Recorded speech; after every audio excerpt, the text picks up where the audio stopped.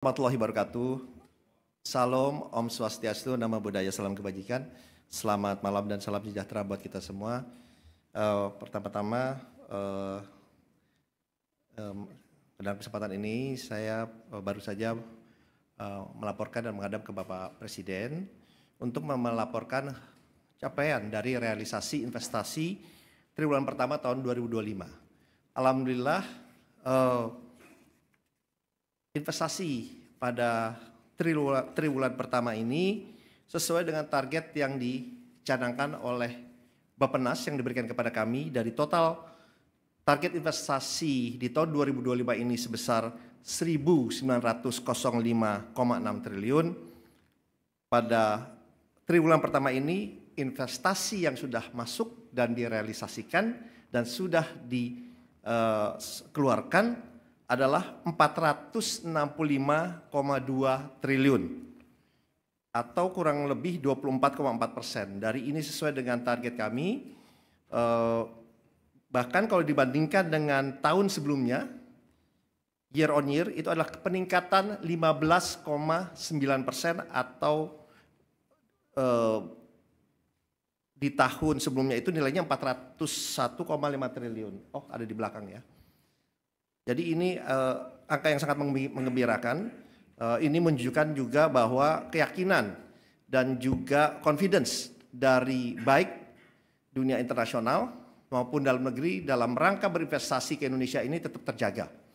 Karena kita ketahui bersama investasi itu adalah long term commitment, komitmen jangka panjang. Dan mereka melihat di bawah kepemimpinan Bapak Prabowo ini kestabilan, kemudian juga peace and stability-nya tuh sangat-sangat baik dan sangat-sangat terjaga sehingga investasi yang masuk ini terus bisa berjalan sesuai dengan target kita ke depannya. Dan yang paling penting adalah penyerapan dari tenaga kerjanya. Jadi dari triwulan pertama ini penyerapan tenaga kerja yang dihasilkan dari investasi yang 465,2 triliun itu adalah 594.104 orang atau peningkatan 8,5% dari tahun sebelumnya. Dan kalau kita lihat di sebelah kiri, ini pembagiannya kurang lebih penanaman modal asingnya adalah 230,4 triliun atau 49,5%, dan dalam negeri itu adalah 50,5% atau 234,8 triliun. Ini pun kalau kita lihat konsentrasinya antara Jawa dan luar Jawa, ini alhamdulillah di luar Jawa justru slightly lebih besar, yaitu adalah 235,9 triliun dan di Jawa mencapai 229,3 triliun. Nah, tentunya yang ingin saya sampaikan juga memang kalau kita lihat dari investasi yang masuk ini memang Singapura memberikan kontribusi yang terbesar masih ya. Memberikan terbesar, dan ini sudah selama 10 tahun terakhir Singapura menjadi investor terbesar di Indonesia. Adapun di dalam triwulan pertama ini 5 negara besarnya memang adalah Singapura kurang lebih 4,6 miliar dolar, kemudian Hong Kong dilanjutkan oleh Tiongkok. Hong Kong kurang lebih 2,2 miliar dolar, Tiongkok atau China 1,8 miliar dolar, dilanjutkan oleh Malaysia 1 miliar dolar dan Jepang 1 miliar dolar. Ini saya hanya menggambarkan 5 negara besar yang berinvestasi di triwulan pertama ini. Nanti kami akan memberikan lebih detailnya secara terperinci, kita akan berikan pada saat nanti kita akan melakukan pemaparan lebih panjang lagi. Dan itu pun dalam kesempatan ini saya sampaikan memang investasi itu nomor 1 memang masih berada di, kalau kita lihat dengan provinsi yang ada, pertama masih di Jakarta kurang lebih 15% atau 69,8 triliun. Kedua ada di Jawa Barat kurang lebih 14,7 triliun atau 68,5 triliun. Kemudian Jawa Timur 7,8%, 36 triliun, dan kemudian dilanjuti oleh Sulawesi Tengah 32,7 triliun atau 7%, dan juga Banten yang dimana mencapai 6,7 triliun atau 31%. Dan di dalam investasi ini mereka pun berinvestasi di dalam sektor-sektor 5 besarnya kalau bisa saya sampaikan sendiri adalah industri logam dasar, barang logam dan bukan mesin dan peralatannya, smelter dan yang lain-lain itu 14,5% itu yang paling besar, dilanjutkan oleh 14,3% di bidang transportasi, gudang dan telekomunikasi, kemudian pertambangan 10,4%, jasa lainnya 8,8% dan kawasan industri dan perkantoran itu 8,1% atau 37,5 triliun. Jadi ini saya hanya ingin menggambarkan investasi dan yang sedang berjalan, dan kita melihat di tengah tensi geopolitik yang meningkat, geoekonomi yang meningkat, tetapi alhamdulillah kita masih bisa mencapai target investasi, walaupun kami mengetahui ada berita-berita, mungkin pastinya para wartawan juga akan bertanya juga mengenai LG, ya kan? Tuh, saya lihat udah pada senyum pas saya bilang itu. Ya kalau boleh saya gambarkan sedikit, memang LG ini kan investasi yang totalnya itu tadinya 9,8 miliar dolar, terbagi. Memang ini adalah suatu investasi besar, ekosistem dari miningnya sampai, ini kalau saya bilang dari mining, nickel matte, nickel sulfur, prekursor, katoda, anoda, baterai cell pack sampai recycle baterainya. Jadi terbagi dalam 4 GV gitu. Dan mereka sudah groundbreaking dan sudah selesai di GV nomor 4. Jadi memang berita yang kemarin mereka mundur itu bukan mundur semuanya, enggak. Mereka sudah melakukan dan sudah selesai di GV nomor 4 senilai 1,1 miliar dolar. Dan yang memang untuk proyek sebesar ini, ya kan, ya tentunya kan negosiasi itu lama, dan memang kita juga melihat, ya kita juga ingin berinvestasi ini berjalan. Jadi oleh sebab itu memang diputuskan untuk proyek ini tetap berjalan, tetapi memang digantikan oleh partner lain. Dan dengan partner lain ini juga sudah berjalan diskusinya. Jadi kami dan pihak dari LG pun tetap komitmen, tetap berinvestasi di bidang-bidang lainnya, dan ini pun masih juga terbuka untuk berinvestasi di bidang yang sama. Jadi memang saya tahu ini beritanya cukup ramai, tetapi yang ingin saya sampaikan bahwa angka yang ada ini kan angka yang statistik yang realistis, yang benar, gitu. Yang dimana ya ini buktinya bahwa investasi kita tetap berjalan dengan baik, bahkan meningkat. Gitu. Nah, jadi kalau saya ini senangnya dengan statistik dan numbers, karena itu angka tidak berbohong. Jadi ini yang ingin saya sampaikan, tetapi semua program tetap berjalan dengan baik, dan apalagi dengan adanya Danantara ini juga memberikan lebih banyak confidence dan juga keyakinan untuk para investor untuk berinvestasi di Indonesia. Sekarang sangat banyak yang datang ketemu dengan kami, dengan saya, dan mereka melihat kehadiran Danantara ini sangat-sangat tepat waktunya. Karena ini juga mereka juga menginginkan Danantara bagian dari banyak konsorsium mereka, banyak investasi mereka, dan ini menurut kami bukan signal yang sangat-sangat positif gitu ya. Apalagi kemarin baru kita ketahui bersama, dalam kesempatan ini kita sampaikan, para teman media juga sudah tahu bahwa pada saat kunjungan Bapak Presiden ke Qatar, alhamdulillah itu juga sudah dicapai kesepakatan, dan sekarang realisasinya sedang berjalan untuk pembentukan joint fund atau investasi bersama dengan Qatar Investment Authority yang disepakati langsung sebesar 4 miliar dolar, yang dimana dari kami, dari Danantara 2 miliar dolar, dan juga dari pemerintah Qatar dalam hari ini melalui QAE, yang dimana adalah sovereign wealth fund dari mereka juga menaruh 2 miliar dolar di bidang-bidang, dan ini akan fokus investasi fokus di Indonesia, walaupun terbuka untuk berinvestasi di tempat lain, dengan bidang-bidang diantaranya prioritasnya adalah hilirisasi, bidang kesehatan, bidang digital ekonomi, dan juga renewable energy atau energi baru terbarukan. Ternyata nanti saya juga akan sampaikan lebih lanjut. Alhamdulillah banyak juga, bukan banyak, malah ada 2 langsung yang menghubungi kami, menghubungi saya juga untuk sama-sama membentuk fund perusahaan investasi bersama dengan Danantara di bidang-bidang lainnya, di bidang infrastruktur dan yang lain-lain. Mungkin pada saat ini saya belum bisa menyampaikan detailsnya karena kita juga sedang berbicara untuk mendetailskan untuk merealisasinya. Kami berbicara dengan ada 2 fund dari negara lain, insya Allah juga bisa terrealisasi. Kembali lagi ini membuktikan bahwa confidence, kepercayaan dunia luar terhadap Indonesia ini sangat-sangat baik, dibuktikan dengan investasi yang masuk sesuai dengan target, investasi yang akan masuk pun juga makin meningkat, dan insya Allah ini memberikan asas manfaat yang sangat besar untuk bangsa dan rakyat yang kita cintai ini. Mungkin itu yang ingin saya sampaikan. Saya terbuka untuk pertanyaan dari teman-teman wartawan. Terima kasih.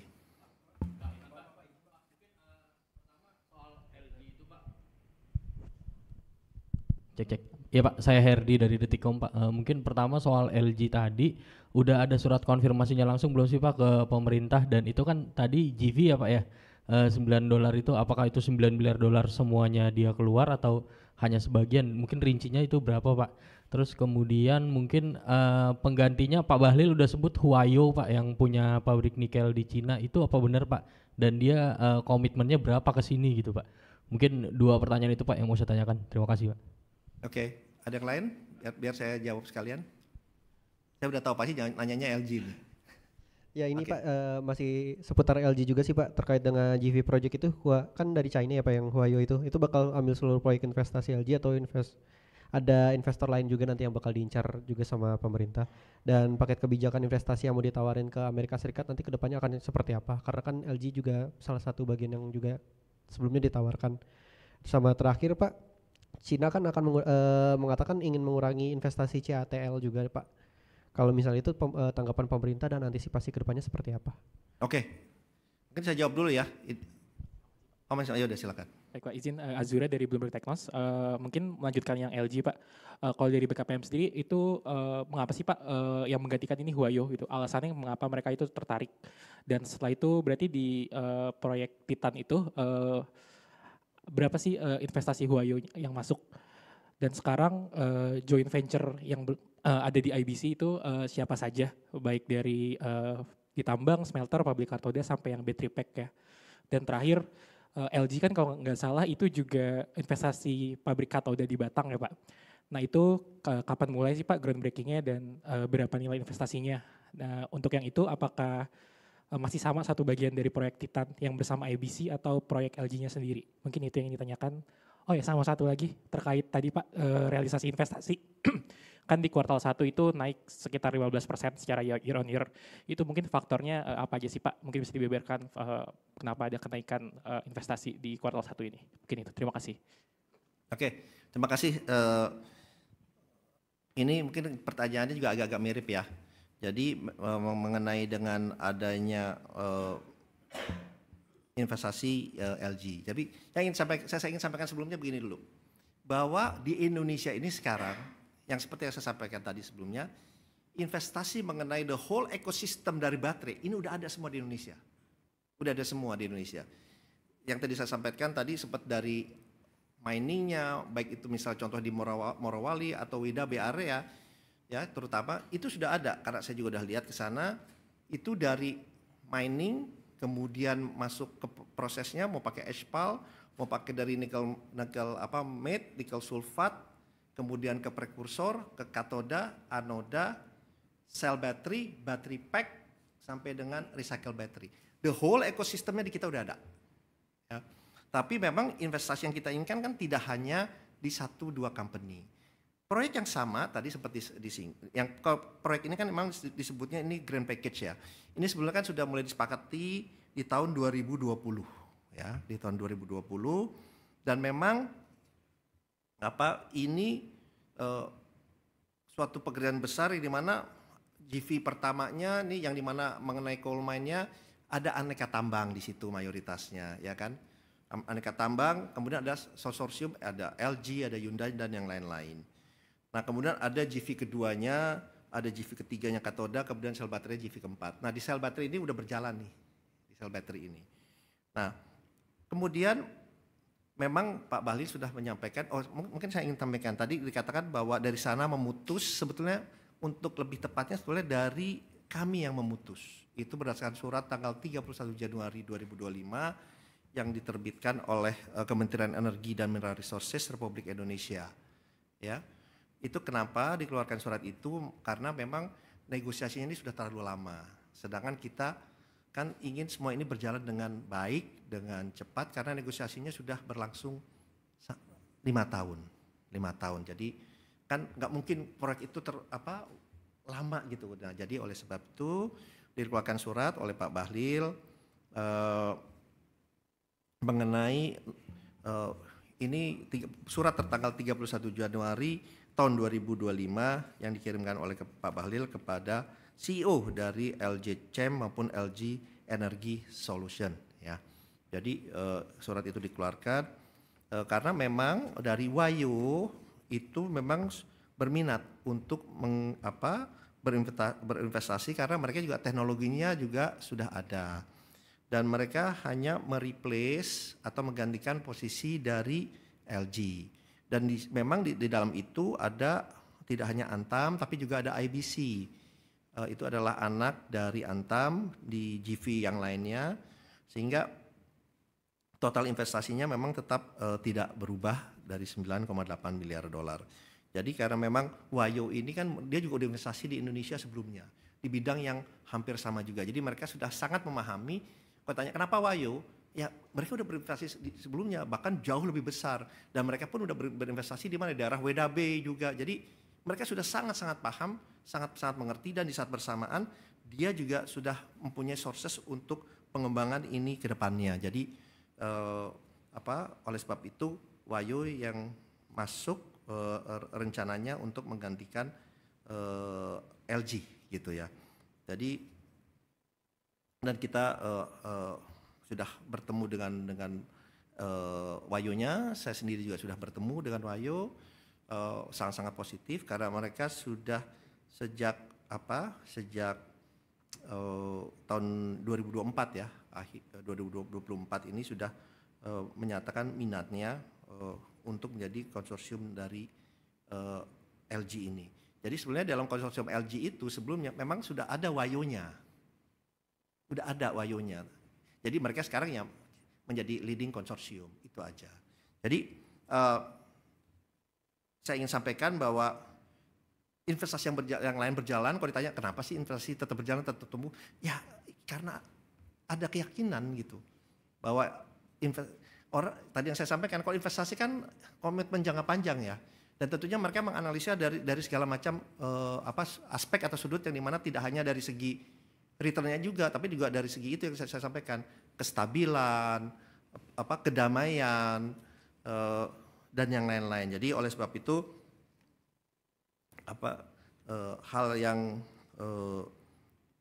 baru saja terjadi ini ya kita lihat kedepannya akan menjadi lebih baik dan kembali lagi apalagi sekarang juga sudah ada Danantara yang kita pun bisa berinvestasi secara langsung dan tidak langsung di banyak program, di banyak proyek yang memang memberikan dampak besar terutama dari segi penciptaan lapangan pekerjaan, dari segi peningkatan ekspor, dari segi pengurangan impor, dan yang paling penting adalah bagaimana dari segi peningkatan dari sumber daya manusia kita.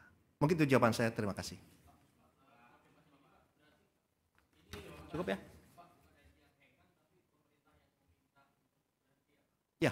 Ya, tadi saya sebutkan tadi kan ada suratnya.